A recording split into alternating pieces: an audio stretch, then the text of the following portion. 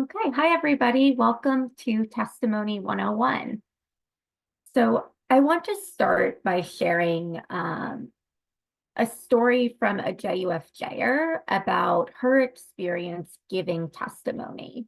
Uh, she testified in Annapolis around a bill to reform and expedite the payment of compensation for those wrongfully convicted and imprisoned in Maryland. And this JUFJer, Carol, has this really vivid memory that she's conveyed maybe to many of us on this call, but certainly to staff, of this memory, this feeling of being in her bright blue JUFJ t-shirt in Annapolis, sitting next to four men who were exonerated. They spent years in prison for crimes that they hadn't committed. And they told their personal stories, they testified. And then Carol testified using her Jewish values and her conviction, as you put it, Sue, maybe like her good progressive values, to explain the importance of passing this law.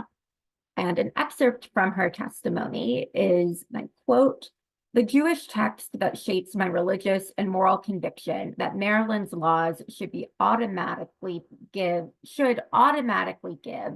fair compensation for anyone wrongfully convicted and imprisoned is from Genesis chapter 1, where we learn that humans are created in God's image, B'Tselem Elohim.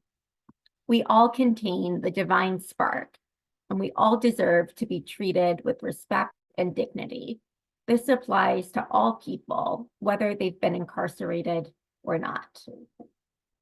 Carol went on to speak in her testimony about preventing and punishing criminal conduct as being one of the primary obligations of government at all levels, but also the obligation of government being to ensure that no one is unjustly accused, convicted, or punished. And that we as Marylanders, as Jewish Marylanders, must demand that our criminal justice system operate in accordance with those deeply held Jewish beliefs. And both the testimony itself and Carol's experience giving testimony, I think, were both equally powerful and differently powerful. So I just wanted to pass along like that little snapshot of what it can look like and feel like to be given testimony. So what we're going to be walking through tonight is starting with the importance of testimony and how to approach it, what makes testimony impactful. From there, we'll be sharing an overview of the testimony writing and submission process. I really want to highlight the word overview. We are not going to be going into all of the nitty-gritty of the tech pieces tonight, but there will be plenty of support, which you'll hear about, to help you feel confident and prepared in submitting testimony. And in that, we will be sharing a ton of resources to support you, both in the writing of the testimony and the help with the tech pieces.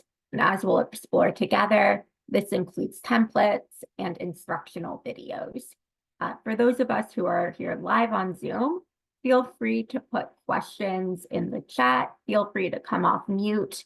I'll be pausing for questions as we go.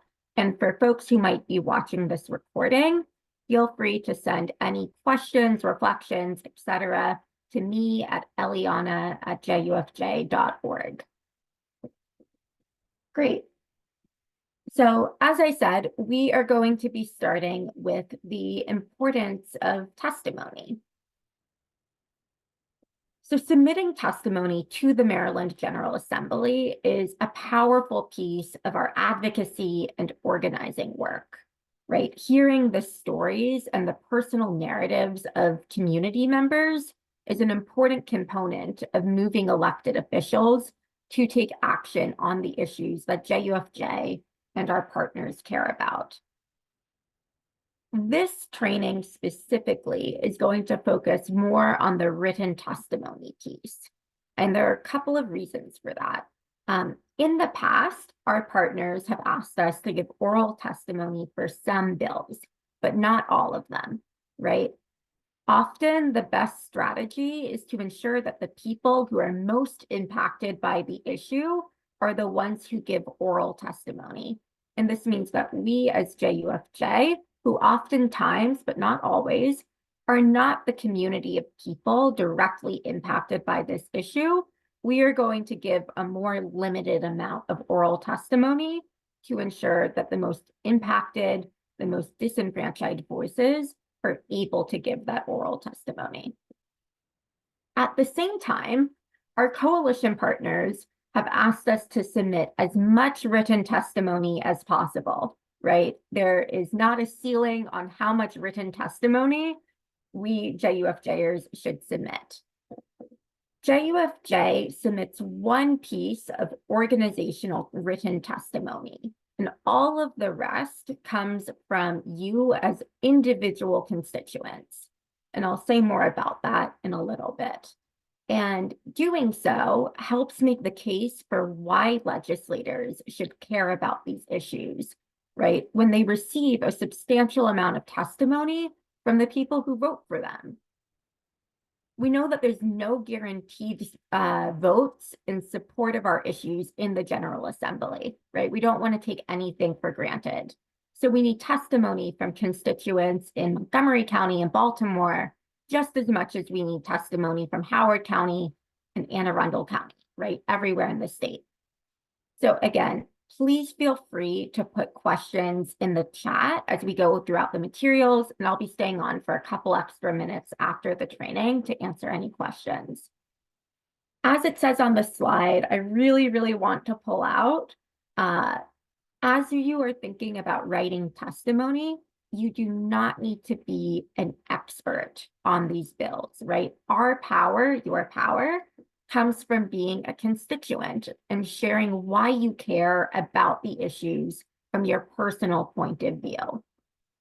So in a moment, I am going to put a little graphic on the screen that shows just a little bit about the testimony that JUFJers submitted last year to the General Assembly. And I am really proud of the impact that so many JUFJers were able to make through testimony last year. Just pausing for a second as I pull that up so I can share my screen.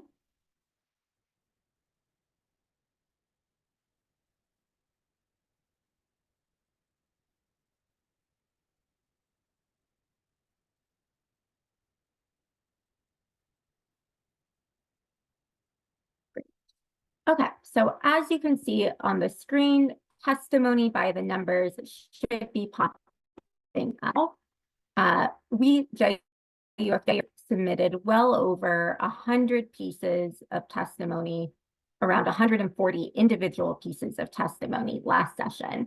And so many people, it seems in a lot, so many people stretched themselves to write testimony for the first time last year. And many folks who have written testimony before continued to do so. And this made a big impact on our power and our effectiveness, both JUFJ and the impact and effectiveness of our coalitions. So we are really glad that we are here today, whether it's on Zoom, whether it's watching this recording. And we, JUFJ, are really looking forward to doing all that we can to be supporting you in writing testimony, whether this is your first time and you're just getting started, or whether this is something that you have done for years. I'm going to pull my slides back up, and we are going to jump in together around submitting written testimony.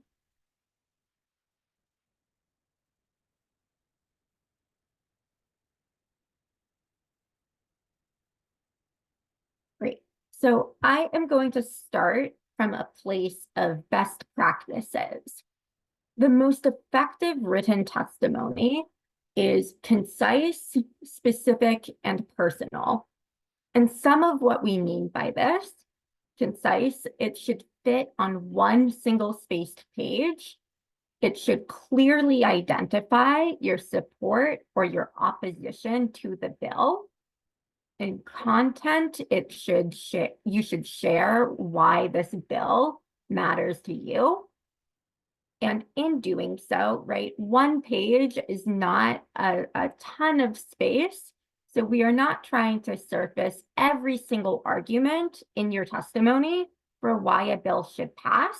You are picking maybe 1 to 3 arguments, and I'll say even 3 feels like a lot, and make those well, right? And make, if you can, if you feel like you would like to, make an emotional impact. We know that the stories stick with folks. And as I said, we are writing testimony as constituents, right? There are plenty of policy experts that are sharing the statistics and the data. What we are able to bring is why we care as constituents, as Marylanders. So some questions to consider as you are preparing to write your testimony is, what Jewish or other values shape your views on this issue? Do you have a personal connection or professional connection, excuse me, or related experience to this issue? What personal story illustrates your connection to the issue? Or most simply, why do you support or oppose the bill? When we think about the storytelling piece in particular, we are thinking of ways to be appealing to emotion, right? And we know that personal stories are a way to do that. They stick with the reader. I'm going to share my screen with an example of testimony from a little bit ago from a JUFJer named Scott, who wrote on an immigrant justice bill. For folks on Zoom, are you still able to see my screen? I'm zooming in, so hopefully you can see it okay. You don't need to read every single word. It'll be included in the slides that you get in the follow-up email. But the piece I want to pull out from Scott's testimony is this first paragraph, right? Where Scott is sharing his family's connection to why immigration, why immigrant justice is something that matters to him. I see your hand, Cap. I'm going to finish my thought. And then I just thought, when you say the testimony is in support of in the first line, I thought the testimony has to include the name of the bill as specified. All the testimony I've ever submitted has both the bill number and the physical name of the bill as listed in MGA. Are we supposed to include that name, or is that optional? it's a great question, Cap. In a little bit, we're going to talk about the formatting of testimony. So I will be answering that question in maybe 5 minutes. Great. So this is an example of testimony that has a personal story, right? Scott's personal sort of familial connection to this issue. But we know that sometimes we don't have that family connection, or it doesn't feel like we have that story close at hand. So another way to think about it, right, is again, your power as a constituent is really simply at the most basic level is being someone who cares about the issue. So I'm going to share my screen again, and we'll see an example of testimony, this time from Claire, who is sharing an example of testimony that wasn't "this happened directly to me," but "this is why I care about this issue."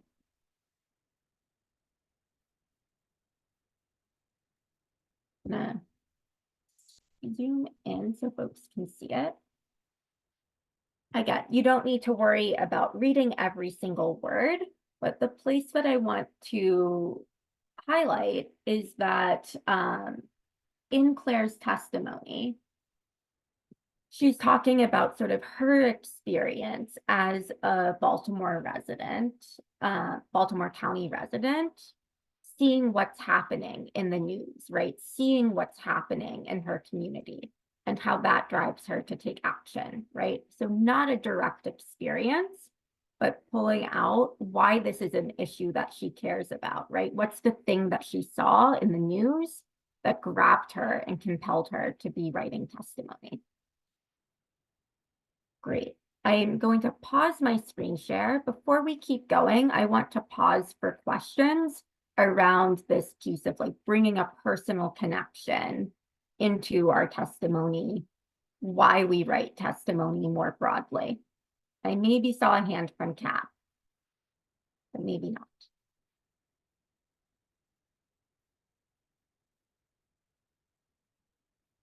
Okay.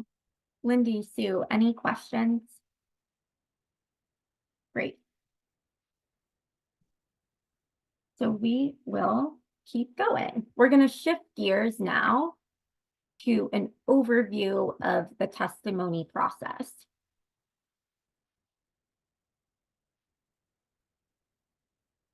So session is about to begin. The date today for folks that are on live is January 4th. Session is starting in less than a week on January 10th. And that means that bill hearings will be starting soon as well. We really encourage folks to write as soon as you can. You don't need to wait until we know a hearing date. Sometimes, right, we have lots of lead time between when we know about the hearing and when the date of the hearing is. Sometimes we actually don't have that much time between when we find out the date of the hearing and the hearing itself. So we really encourage folks, if there's a bill that you know you care about or a campaign that you know you care about, just start writing. And things like the bill number, some of the exact policy details, you can always fill in later, right? You can start with your story. You can start with why you care about a particular issue or campaign. So the first step in the testimony process with JUFJ is to let us know that you want to write testimony or that you're interested in writing testimony. It's to fill out this testimony interest form.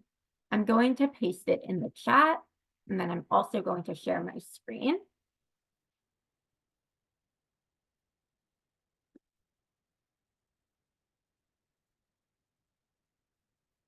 And this form, I'll zoom in on, is really critical because filling out this form is how we know to contact you about bill numbers, hearing dates, testimony submission deadlines.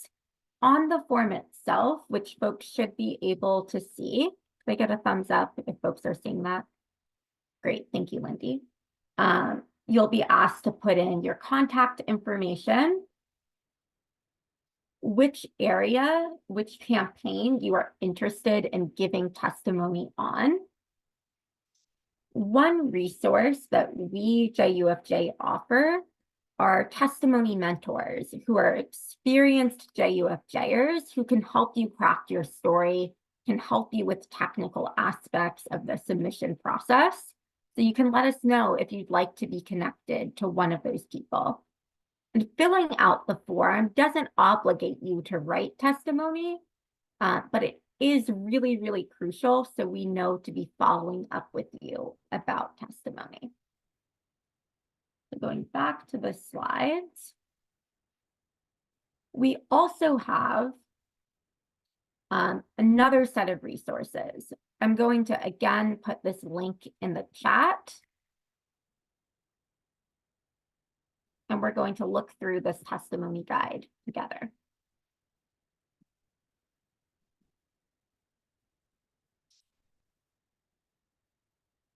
So this testimony guide, again, has a lot of resources. The one I want to pull out in particular that I think folks find especially helpful are these written testimony templates. So these will help you format your testimony correctly and provides a general outline for how you might want to structure your testimony, what each paragraph should cover. These templates, and I'll show you one on the screen in just a moment, are fully customizable. You can type directly onto them.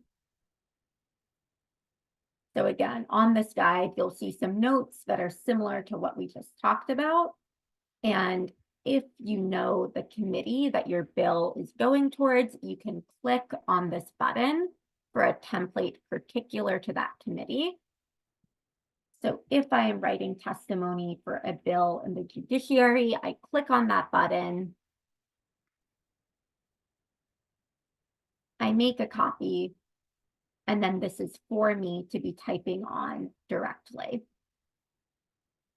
So we are beginning to know details about many of our bills, or we expect to know details in the coming weeks.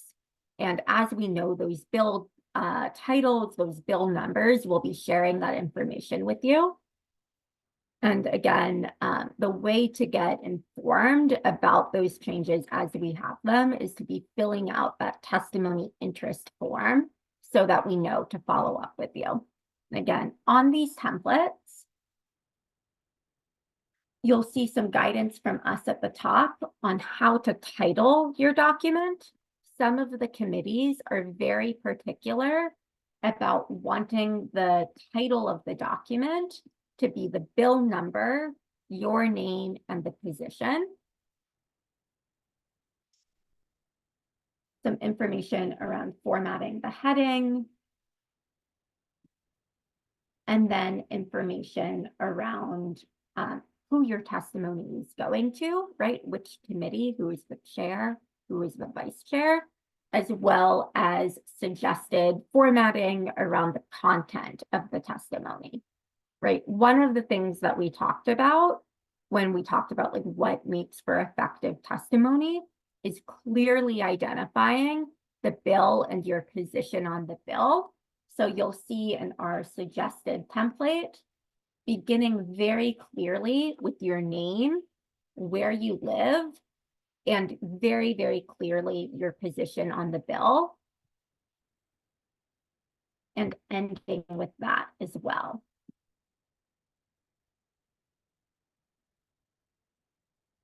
Great. So one thing to highlight is that JUFJ staff will not be doing a deep dive edit onto each individual piece of testimony. But again, there are many experienced JUFJers who are available to review and offer suggestions. Again, on the testimony interest form, that is where you click the box to be paired with a testimony mentor. Great. I'm going to give folks a second to take in what's on the screen. And then if anybody on Zoom has questions, I'm going to pause for that, and then we'll keep going.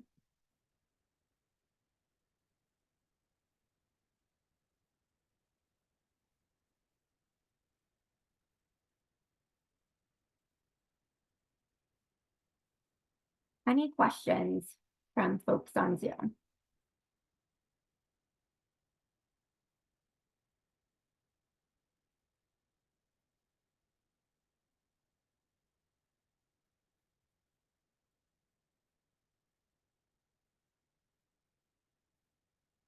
Okay, that was a slow 10 seconds.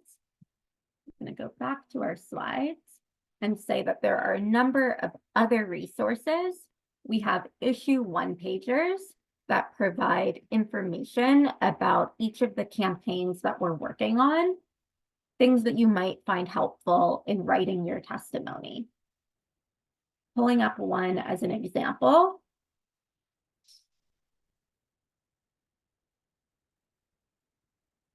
As you're writing your testimony, you might find it helpful to refer back to how JUFJ is thinking about values and vision related to a particular campaign.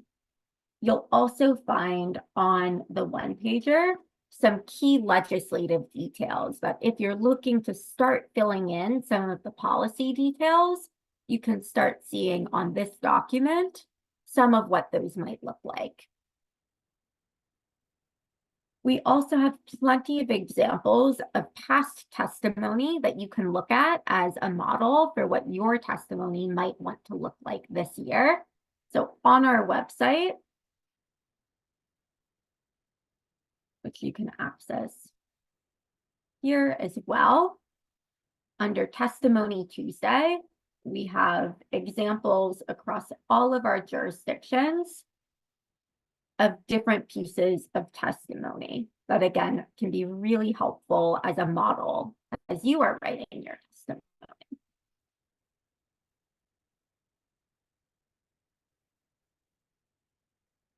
Great. We're going to transition to talking about submitting testimony.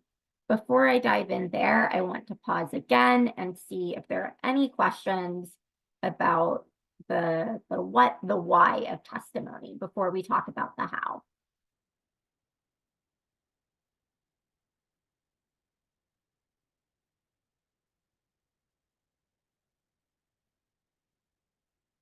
Okay, we're going to keep going.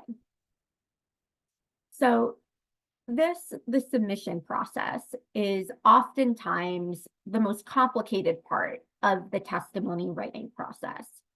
And I want to be really, really clear that we never want the technological aspects of this process to be a barrier.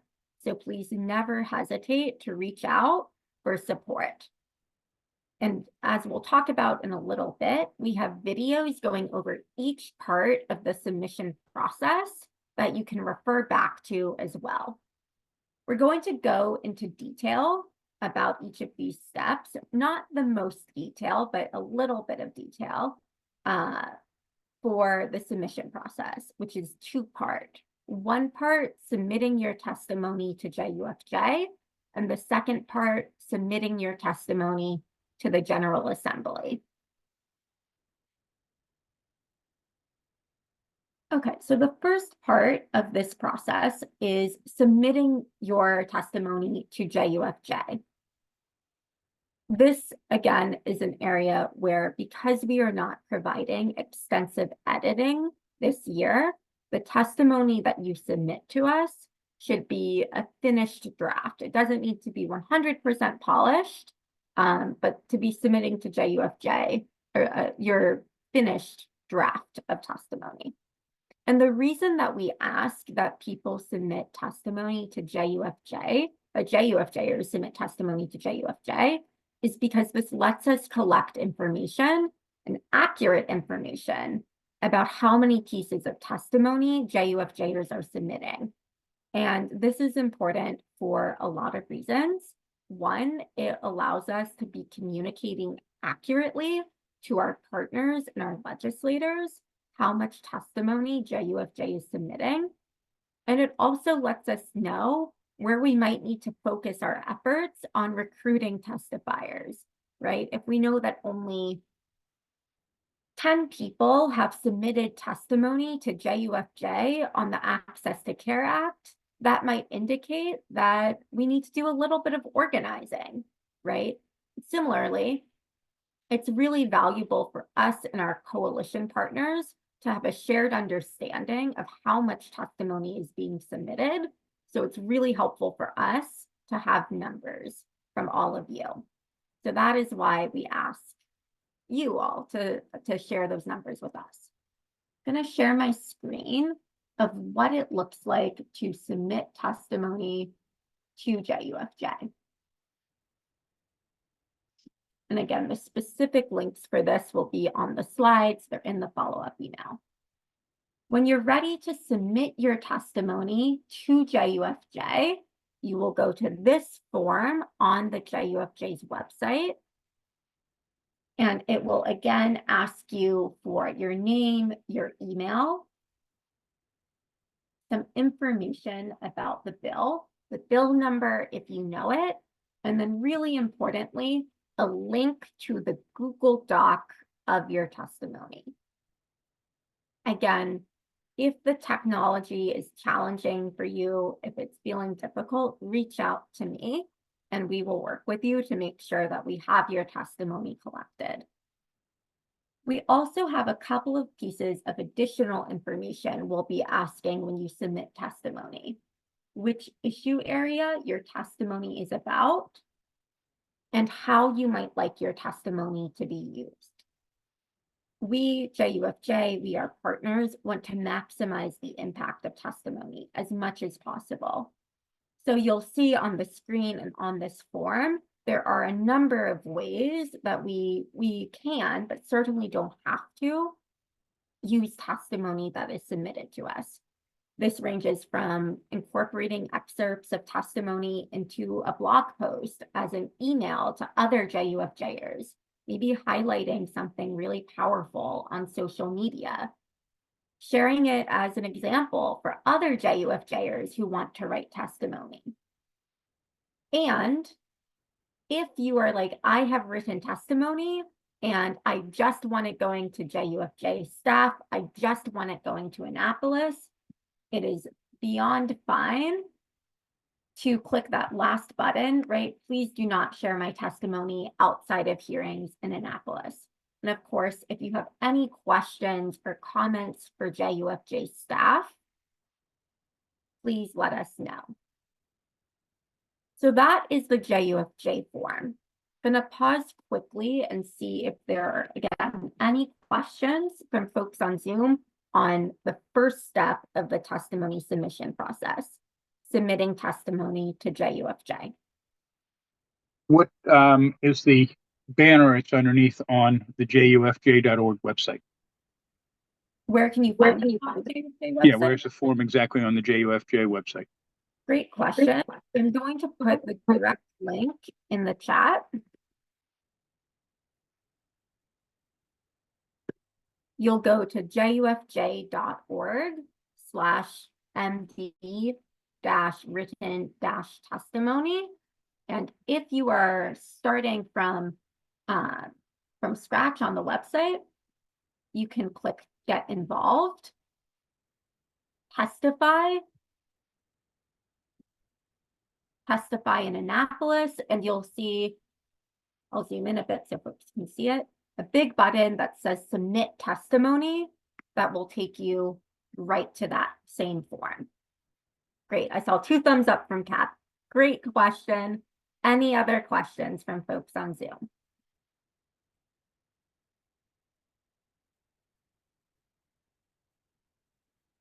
Great, the last thing I'll say before we shift gears to the second step, submitting testimony to the General Assembly, is a question that we sometimes get, and it's a really great question, is why are you asking us to submit testimony through a form?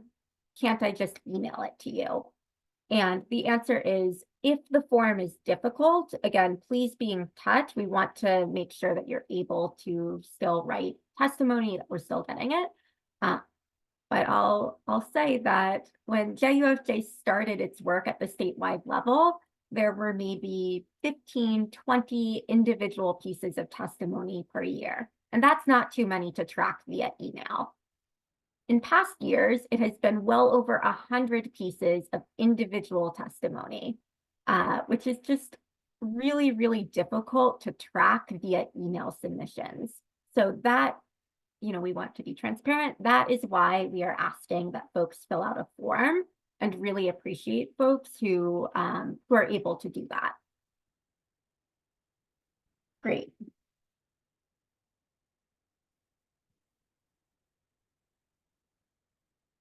So after you've submitted your testimony to JUFJ, you will need to submit your testimony directly to the General Assembly. And a good question there is, can't JUFJ submit it for us? You've already submitted your testimony to us. Can't we just send it to the General Assembly website? And I think that is a really great and really fair question. And our experience is that it's the most powerful when each person submits their own testimony. So it shows up under your name, right? And many committees actually do have rules that people need to submit their own testimony. So this is what on the screen it looked like when JUFJ submitted testimony to the General Assembly in the past, especially before some of those committees had those rules. And you can see this is 10 pieces of testimony from Anita, Carol, Deborah, Heidi, Joe, Lisa, Bob, Laura, Anna, and Jeff. It's 10 pieces of testimony, but it's all appearing under Rihanna's name, who was on staff at the time. We want to make sure that our testimony is showing up in the most powerful way, right? You all spend time and energy writing this testimony. We want it to be powerful and impactful. And having 10 pieces of testimony folded under Rihanna's name is just not as powerful as if 10 people submit it themselves. So that is why we are asking folks to do the slightly more onerous task, again, of submitting first to JUFJ and then crucially submitting directly to the General Assembly.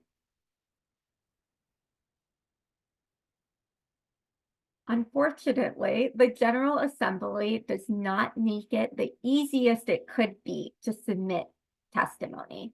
Again, I'll go into more detail. There are lots of resources I'll talk about as well. Deadlines for submitting testimony are set by the committee. For the House, testimony in most committees is due 2 business days in advance of the hearing between the hours of 8 a.m. and 3 p.m. For the Senate, testimony is due 1 business day in advance between the hours of 8 a.m. and 3 p.m. And this is an area, again, not to keep saying the same sentence, I really encourage folks to fill out that testimony interest form because we will send you reminder emails about all of these deadlines.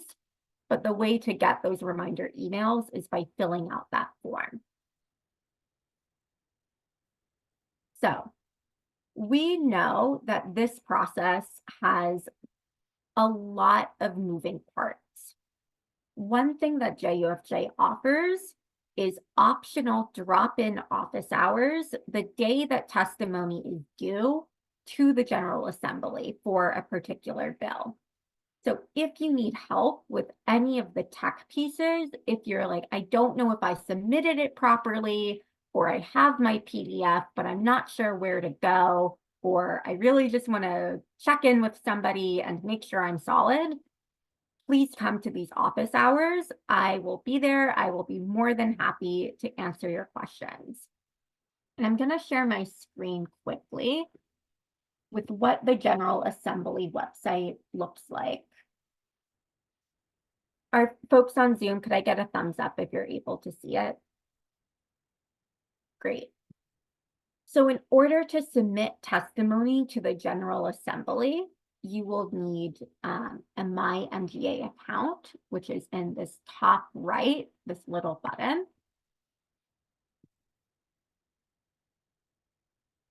I'm going to log into my account very quickly.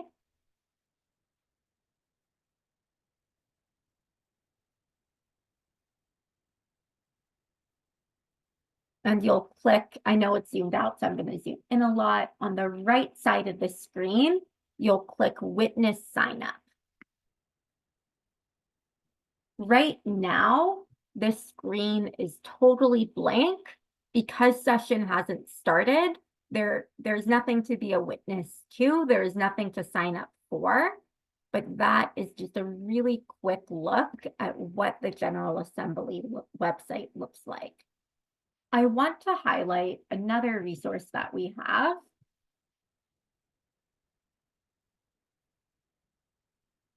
That folks find, I think, really, really helpful, which is we have many, many, many video resources to help you step by step through this process. We have tried to anticipate as much as possible all of the areas where you might have a question of, how do I do that, right? Like, how do I use the testimony templates? How do I submit testimony to JUFJ? The testimony that I submit to JUFJ is a Google Doc, but the testimony I submit to the General Assembly is a PDF. So how do I go from one to the other? How to be making a General Assembly account, how to be submitting testimony to the General Assembly, so on and so forth. I think folks have found these really, really helpful in answering specific questions and having a video guide. And again, myself, other members of staff, testimony mentors are all available as well to help you in whatever step of the process you're in. And I'll say, if you have any feedback about any of the videos, please let us know. We want to be making sure that they're as useful as possible. Or if you come across a part of the testimony process, you're like, it'd be really helpful to have a video showing me how to do XY thing. Let us know and we'd be happy to make them. How do we Okay. access the videos? Great question. So one way to access the videos is through this slide deck, which everybody on Zoom will be receiving a copy of. And in the slide deck, you can just click on the link for any one of these videos, and it will take you directly to, I'm just going to mute it.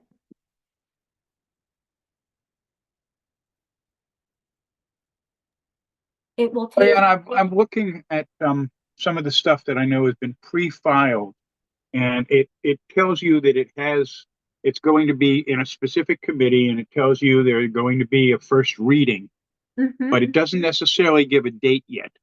That's correct. So when do they post the dates? As soon as the session begins on Wednesday? It's a great question. I think our ideal. Yes, they would be posting the date when the session starts. And oftentimes that is not the case. Something that staff will be doing throughout session is every day, maybe multiple times a day, we will be checking the General Assembly website for has our bill been scheduled for a hearing?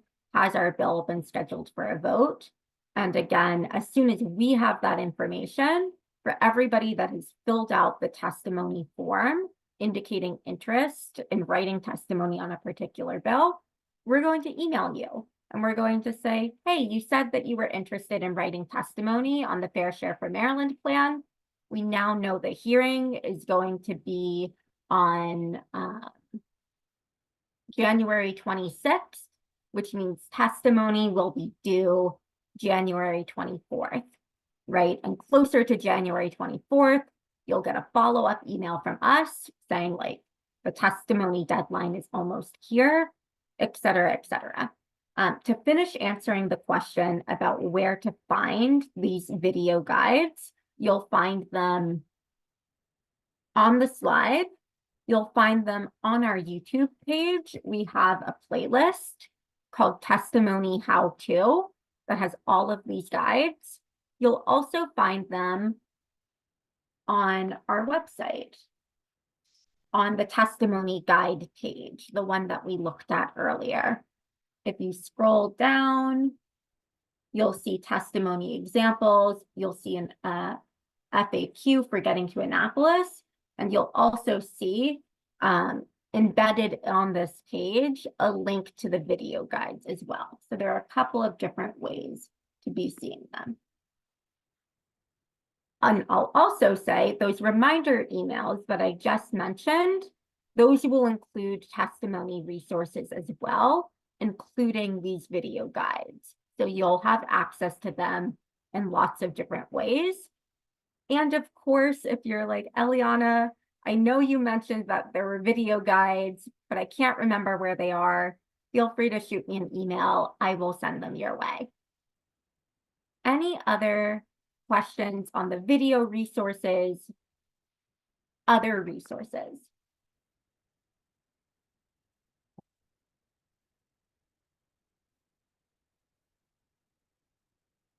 Great. So in terms of next steps, again, really encourage folks to fill out the testimony interest form.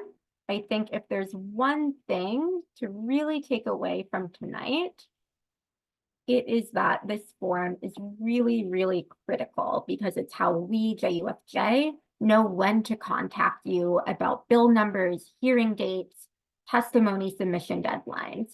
And again, this is not a commitment card. You aren't locked in. It's an interest form. So if you are interested, maybe in writing testimony about any one of our campaigns, please do fill out that form, even if you aren't 100% sure yet.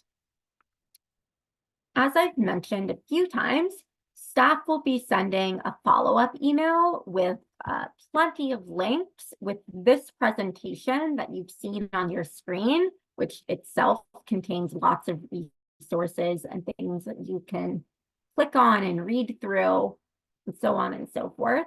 A recording of this presentation, which will also be on our YouTube page. If, when you filled out the testimony interest form, you asked for a mentor, you will be connected with one. They also want to highlight that later this month, I am really excited for us to be offering for the first time testimony writing power hours. We know sometimes with testimony, the hardest part is just getting started, right? Just putting words to the page. So these testimony writing power hours are going to be 1 hour where you can join us on Zoom and just have a dedicated space to have some like mutual community, some mutual accountability to be working on your testimony.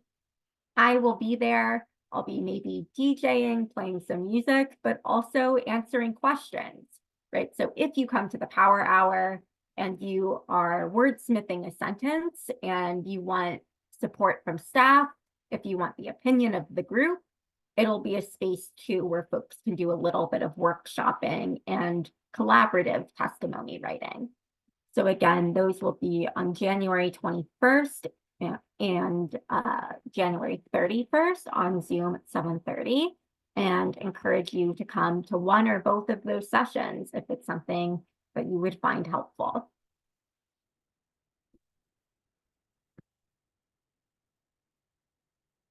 Great. So as we think about testimony, we also want to highlight the hearings themselves and what we might call t-shirts in the room. We really encourage folks, if you are able to attend hearings, even when you aren't testifying. Hearings and attending hearings are a great way to support our issues and get comfortable with the process, especially if you're interested maybe in giving oral testimony. Attending hearings is a powerful way to show legislators that we care, right? That literally we are watching the proceedings of a particular bill. This year, we anticipate hearings being hybrid, right? They will be live streamed. They will also be in person in Annapolis. You, of course, can tune in on your own to the General Assembly live stream for any bill. But for our full scope of work priorities, we invite you to join us in Annapolis if you are able to for the bill hearings. And for a select number of hearings this year, we will also be hosting virtual watch parties. And whether you are on Zoom or with us in Annapolis, you can represent JUFJ and show some JUFJ spirit. I'm going to put a link in the chat for some JUFJ swag, the t-shirts, the beanies, the hoodies. If you fill out that form, we will arrange for you to get your swag. While on Zoom, putting in a link to some JUFJ Zoom backgrounds. And when we attend hearings, whether it's online or in person, we take a photo of ourselves and put it out on social media. We tag our legislators so they know that we're there. They know that we're watching. Cap, I see your hand, so I will, before I keep going, pass it to you. I'm just wondering if we're going to do any bus trips or carpooling, if you're going to be setting any of that up for bills that we want to get people into Annapolis to testify because there are priorities. Will you be setting up any of that? It gets expensive after a while parking in those garages. Yeah, great question. I think the answer is yes, and I am certain that on key lobby days, especially when our partners are arranging and we are really mobilizing for a big turnout, it is very, very possible that JUFJ and others might be providing buses to Annapolis. Carpooling, we often arrange informally. So if you let us know, oftentimes we'll have a sign-up form for like coming to a hearing in Annapolis. you can let us know when you fill out that form that you would need a ride, you would like to carpool, you could give a ride to somebody else. And then we look and see who are the other JUFJers that might be nearby that can either give a ride or need a ride and do some informal carpool pooling. Great question. Any other questions on this?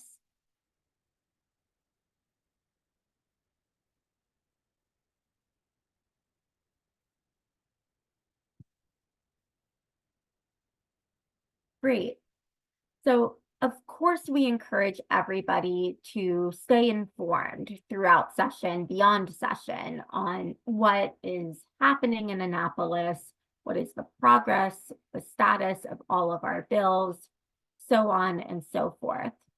On this slide, which again, folks will get a copy of, you'll find some resources around finding your state district if you don't already know it, the Maryland State webpage on JUFJ's website, action alerts, which are a great way to take quick, meaningful action with JUFJ, and then some places that we follow to get daily news updates or in-depth reporting. So Maryland Matters, the Maryland Reporter, many more publications, the Baltimore Sun, the Baltimore Banner, so on and so forth, are all really great to be following. Of course, on the bottom as well is a link to the Maryland General Assembly website, which is where you will go if you are submitting testimony directly to the General Assembly.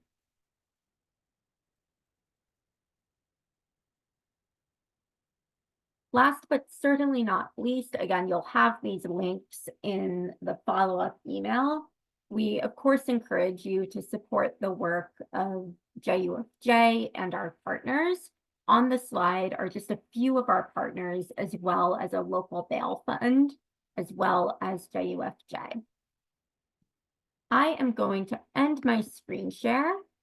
We have a little bit of time left if there are any questions that folks on Zoom have about anything we covered tonight, anything that we haven't covered that you were hoping to hear a little bit about, anything else. I'm just glad to hear you're going to set up some way that people who need rides or want to carpool together can carpool.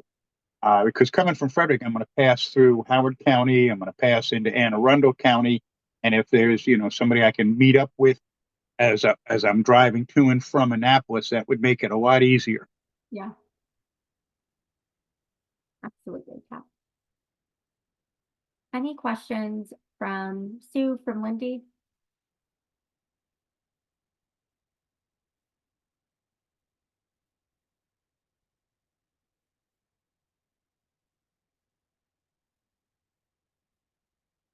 Okay. Yeah, I've been working in my mind, Eliana, looking at that sample testimony you gave earlier in the evening. I'm the granddaughter of 4 immigrants, so I can certainly get the story there. My paternal grandmother died when my father was 8. She was giving birth to what would have been her 5th son. So she left 4 little boys, my dad and my 3 uncles. And I'm just wondering, would it be a stretch to try to connect that to why immigrants need health care now? That was back in 1922. I mean, health was a lot different. I don't think it's a stretch at all. I think, I don't know. I think sometimes when folks hear that there should be a story in my testimony, that can feel really big and like, oh, I don't have a story. But what we're really saying there is like, there is a reason that you, Sue, you, Cap, you, Lindy, you folks watching the recording. I'm named for her, It's like, are taking time out of your day to be taking action on these bills, right? To be writing testimony. And what that story, what that personal connection is whatever it is valuable and worth sharing, right? So it can be what it's making you think of with your family history.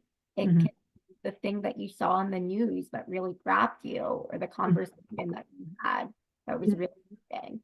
It can, of course, be the professional experience that you had that directly relates to the campaign, or the personal lived experience that you had, right? I think, again, going back to what we were talking about earlier, our testimony is not about making every argument for a bill's passage, right? It's not about saying, here is every single statistic, talking point, etc., from the campaign. And of course, we will be providing JUFJers who are writing testimony with talking points from our partners, maybe with a thing to include. But the value of our testimony is really us saying, I am a person who cares about this issue. I am writing testimony. As someone that lives in District 21, I urge you to pass this bill. So that was a lot of words, Sue, to saying like, not a stretch at all. I think that would be really powerful.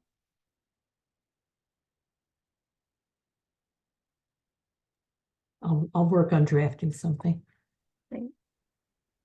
Any other questions, comments, things that folks are thinking through about testimony?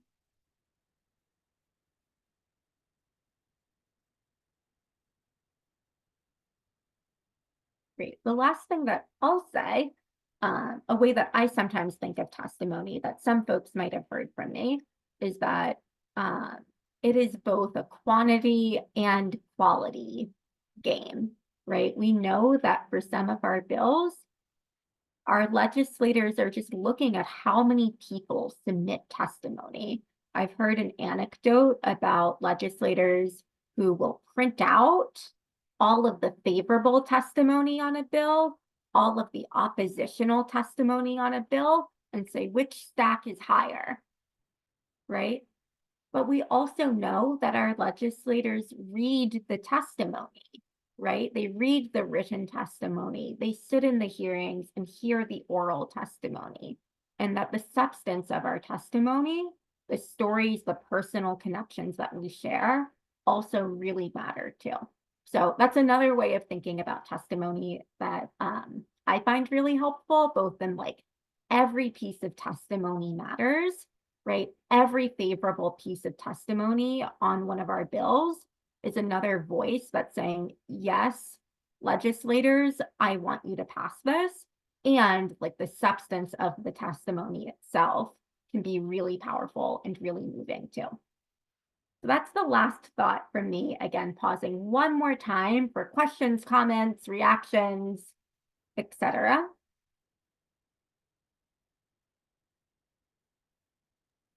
Excellent information tonight. I'm looking forward to getting the slides. Thank you a lot, Eliana. I'm going to stop the recording.